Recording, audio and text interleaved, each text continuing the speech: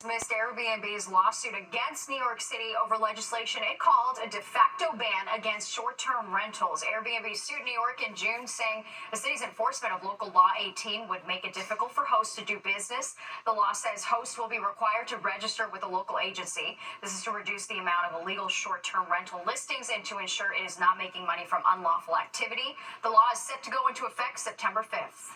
And the numbers are in, and COVID cases and hospitalizations are spiking across New York State. According to the latest numbers from August 2nd, cases were up 55% and hospitalizations climbed 22% compared to the week before. So what's to blame for the rise in these cases? That's right. Everybody seems to have a theory, from a new variant, summer travel, even people packing theaters for Barbenheimer. Sharon Crowley has been looking into all these different angles and joins us live from the newsroom. Hey, Sharon. Yeah, that's right, Natasha and Steve. The pandemic may be officially over, but COVID-19 is not taking the summer off. New York State health officials seeing an increase in the number of infections and a new, more contagious variant. This is especially important, of course, for those in high-risk groups. It might be time to, again, take precautions to protect your health.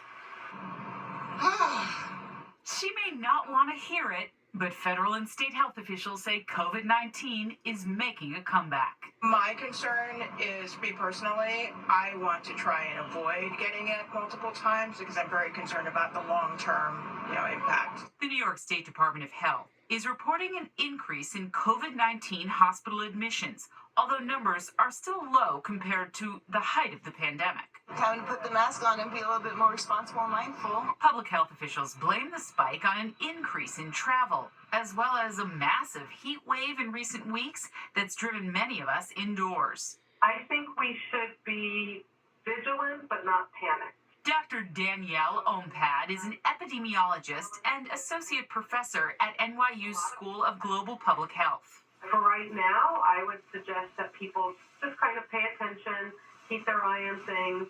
If you are at high risk for complications from COVID because you have some pre-existing conditions, you have long COVID, then you might want to consider wearing a mask in crowds.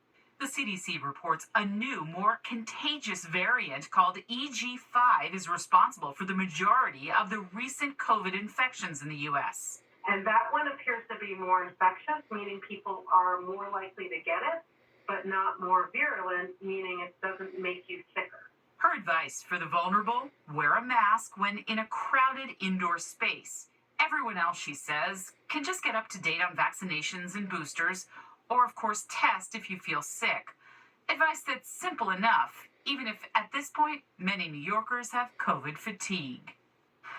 Well, the New York State Health Commissioner reminding New Yorkers that COVID is, of course, treatable, and if you feel sick, to call your doctors. 3 years into this, guys, there are medications to keep people from becoming really sick and having to be admitted to the hospital. Natasha and Steve? Yeah, indeed. All right. Thanks, Sharon. Well,